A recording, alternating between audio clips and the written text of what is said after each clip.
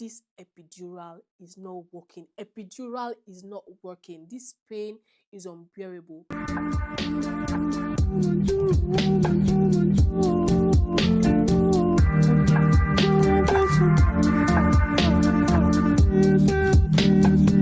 Hello, and welcome to my YouTube channel. My name is Itwa. Thank you so much for joining me on today's video. Before we go further, let me just apologize for the way my voice is sounding. I'm actually recovering from a sore throat. So, yeah, the voice needs to really heal and, get clear. But this video must go up as soon as possible. I know I've missed like 2 or 3 weeks, but yeah. It is what it is. So let's get into today's video. Today I'm going to be sharing with you my pregnancy journey / labor and delivery story. Believe me when I say this video has been a long time coming, and I can't believe it's already a year that I had my baby. I mean, we just had her birthday party a couple of days ago, so 1 year already. Anyway, let's jump into it. So I found out that I was pregnant in March of 2023. The pregnancy was quite uneventful, no spitting, no vomiting, nothing really serious. In fact, in my first trimester, I went on a couple of trips. I was very, very okay up until my second trimester when I was then diagnosed with gestational diabetes, and that came as a shock for me because, I mean, where did this come from? Because of that, I had to go on a diet. I had to cut down my sugar, food that are rich in carbohydrate and things like that, and focus more on vegetables, protein, and fat. And so that was what I was solely eating for the larger part of my pregnancy, second trimester, third trimester, And the danger of gestational diabetes is that your baby might be big, which might result in difficulty if you were to have a vaginal birth. There's also the issue of you developing diabetes later on, if it is not well managed. And I mean, pregnancy comes with its own craving. So having to go on a very strict diet, that was very, very difficult for me. But I mean, I didn't have a choice. I had to think of my health. I also had to think of the health of my baby. But believe me when I say that it was so difficult. It was so, so difficult for me to stick to the diet, because there are times when I just want to eat noodles. I just want to eat something that is not, it's not cabbage and it's not watermelon, Thinking about it now is funny, but then in the heat of it, I was like, why am I suffering? It was like I was suffering. So due to the fact that I couldn't be so strict on the diet, I was placed on insulin. They gradually increased the insulin until I think I was going up to 8. I've forgotten what the unit of measurement is now, but on that injector, so I had to inject myself before I eat anything that is like high in carb.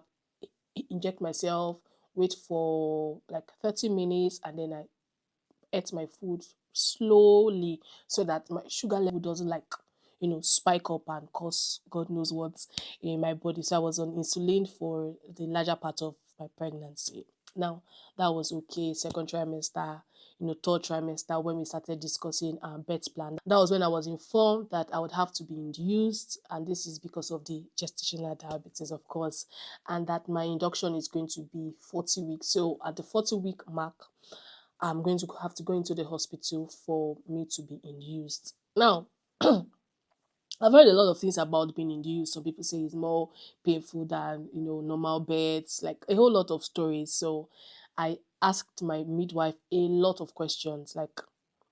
I'm sure she was tired of me. I wanted to know exactly what to expect, and they were kind enough to provide me with resources to read. I also had a couple of friends who had also been induced, so I spoke to them. I've heard their birth stories, so in a way, I was kind of informed. It wasn't something that I was scared of. I told my family also that this is what the doctor is saying and things like that. So that one was set. So I was just waiting. If the baby doesn't come before 40 weeks, then I was going to be induced. Now let's fast forward from March. Let's go down to November. November 12th, which was a Sunday, my sister had come. made my hair for me.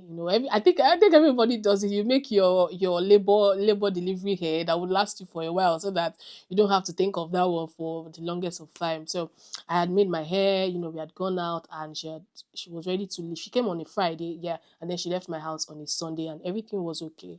I was scheduled. My induction date was scheduled to be November 15th of 2023 last year.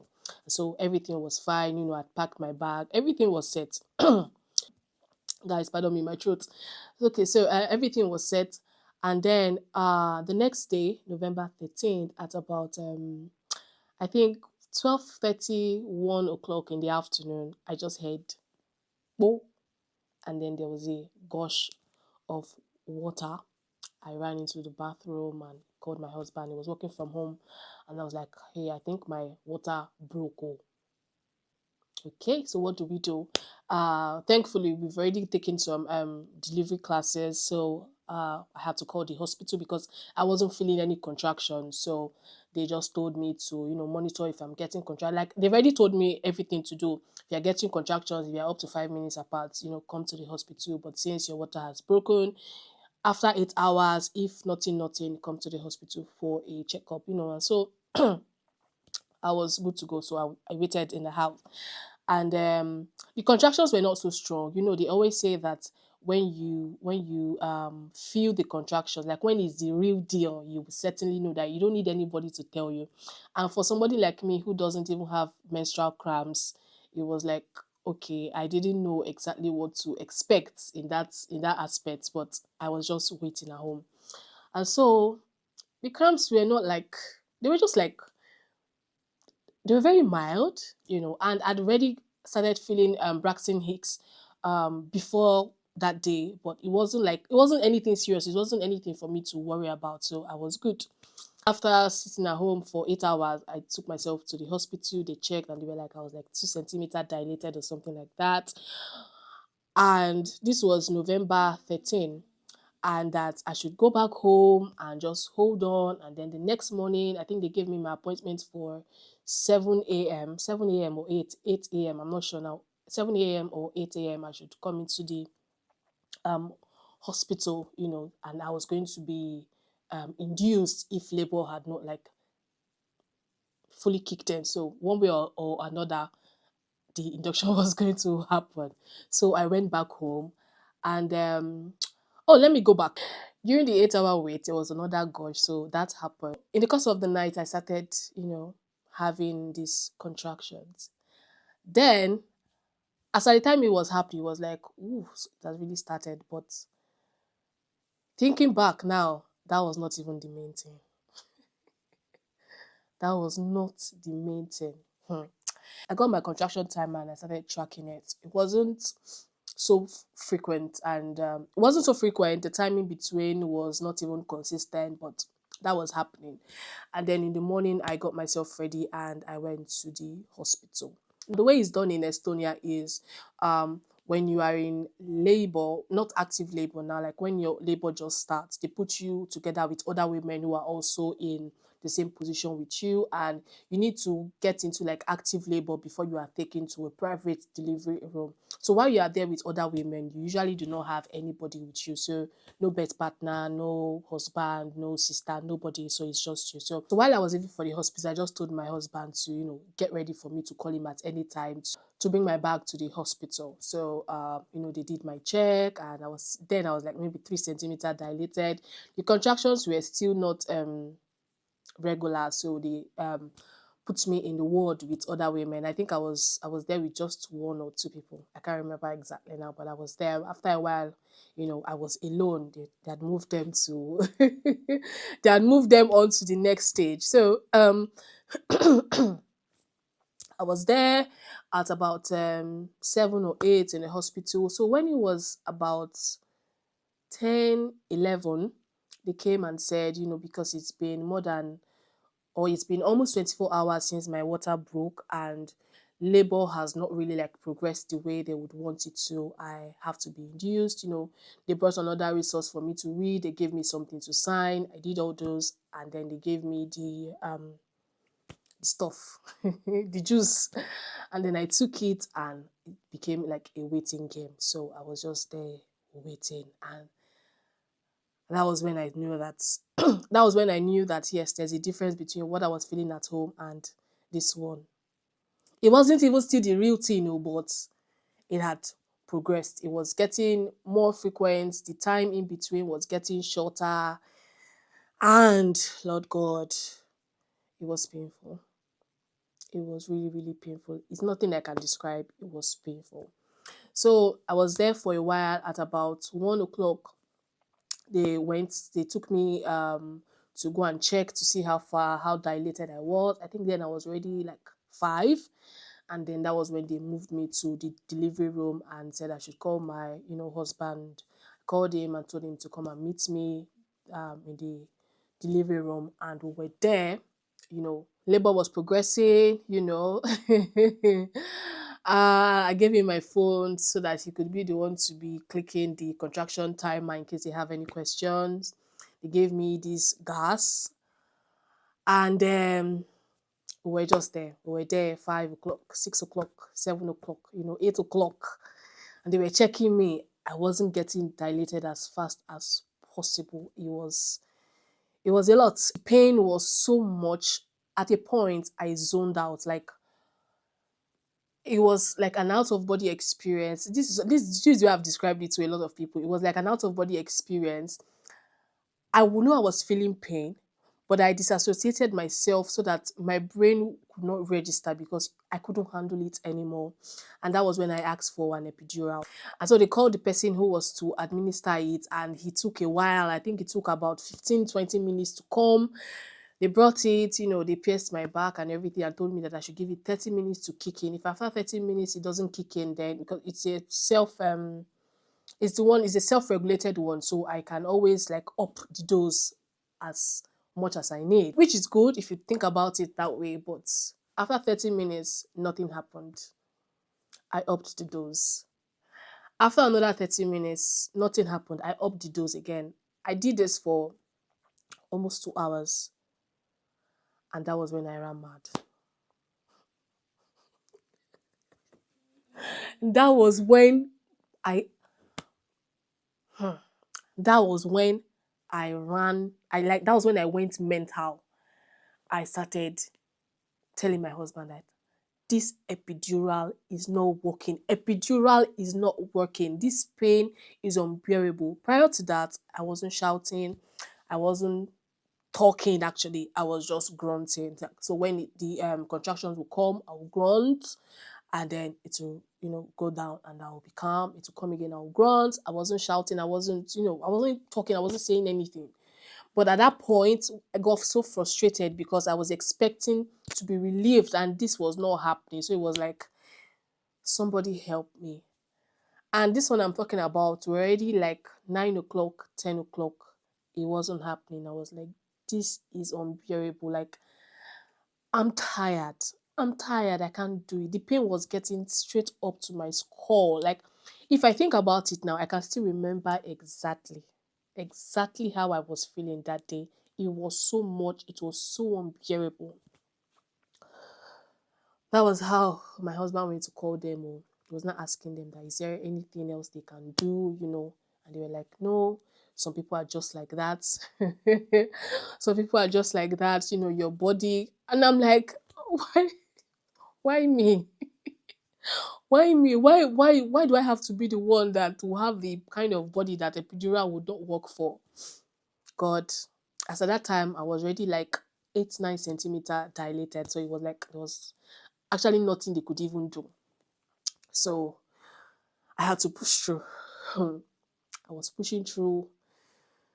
I was guys, the pain, I can't even describe it. The pain was so much. It was so much. I even started regretting, like, okay, I should have even taken the epidural earlier instead of just opting for laughing gas, because the laughing gas was not really like doing much. Nurses were just coming in once in a while to check up on me. So when they came in for the last sweep, they were like, oh, I'm 10 centimeter dilated already, so it will soon be time to push. I was happy that at least this will soon be over, And then they came and said, okay, so because of the pain and the way I was feeling and everything, like they gave me a drug to stop the contractions for about 15 minutes so that I could like just relax and calm down and gather strength to be able to push. And the relief I felt, God. But I don't even know what the drug is called. So, and I don't even know if it's something they could have given me since to stop. But if they had stopped it, like I don't even know the effect it's going to have. But that one is by the way. That one is by the way. That relief I felt in the last 15 minutes, it was like, thank God. So I calmed down, and after that, after the 15 minutes, elapsed, it was time to push. They came in, I think about 3, 4 people came in, and they're like, okay, now we're going to push. When you feel the contraction, just push. And I was like, okay. And then I did it. I did it, and that was it. It didn't take long. Funny enough, it didn't take long. It was a few minutes. It was about, I don't even think it was up to 20 minutes. And she was out. And I remember that the first thing I said when I saw her was, she is so beautiful. They put her in my hand, and then I started praying for her, praying for her, praying for her, praying for her. Handed her over to her dad, prayed for her, prayed for her. Then they took her away to, clean her up and things like that. And then they came and said they were checking for tears, and I was like, tear? Like, I didn't even feel that they had given me an episiotomy. Like, that was how crazy the whole last minute were. So, they did that thing. They had to make sure that the placenta came out. And I remember feeling like, so this is it. I am now a mother. Like, so this is how my life has changed. That feeling is, it's like you are being reborn. It's like, okay. So, when you're pregnant, sometimes you forget that it's a human being you are carrying. You're just moving along. Sometimes you forget that you are giving birth to somebody that you have to take care of. And so when the child is put in your hand, or when you see the child, you're like, okay, so this is my responsibility now. This is what I have to take care of now. And that was just, it was a whole lot of feeling. I was so happy. I was excited. I was relieved. I was so joyful also, and that happened. And then I had to be wheeled. Okay, I forgot to say that all through this time, I didn't eat anything. I didn't eat anything. I was so hungry. And so they wheeled me to the delivery room. Thankfully, we were able to get a family room, a private room. And then they brought me, I think, yogurt and coffee, yeah, and one other thing, I can't remember, like a snack to eat. And that was how my life changed. 1 year ago. Okay, now that you're watching this video, it's going to be some days more than a year ago, but all the same. And that was how my life changed. It was such a beautiful experience. And time and time again, I still find myself going back to that day and and just reliving it. Maybe that's why I've not forgotten the pain. Maybe that's why I've not forgotten the pain. But I just go back and just relive those moments, holding her in my arm. And 1 year after, it is still one of the most beautiful, amazing, and rewarding things I have ever done. It's been an amazing experience. And I just want to use this opportunity to pray and send good wishes to whoever is also, waiting on God for something like this. I pray that it will be swift for you. I pray that it will be easy for you. And I pray that you would also experience this beautiful thing. And motherhood is not a joke. It took me a while to actually accept it, and accept that my life is not just about me anymore. I accept that, uh, I have to put somebody before myself. I have to put somebody's needs before my own. I have somebody to think about before I make any decision. I have my forever attaché, my forever handbag, and 1 year, I don't think I'm going to change anything. It is worth it, and it's been beautiful. And so that's it, guys. That's my pregnancy, labor, and delivery story. If you have any questions, now that sounded weird, but if you have any questions, please let me know in the comment section. You guys know I always like to keep the conversations going in the comment section. So this is the end of the video. Thank you guys so much for watching, and I'll see you in my next one. Bye bye.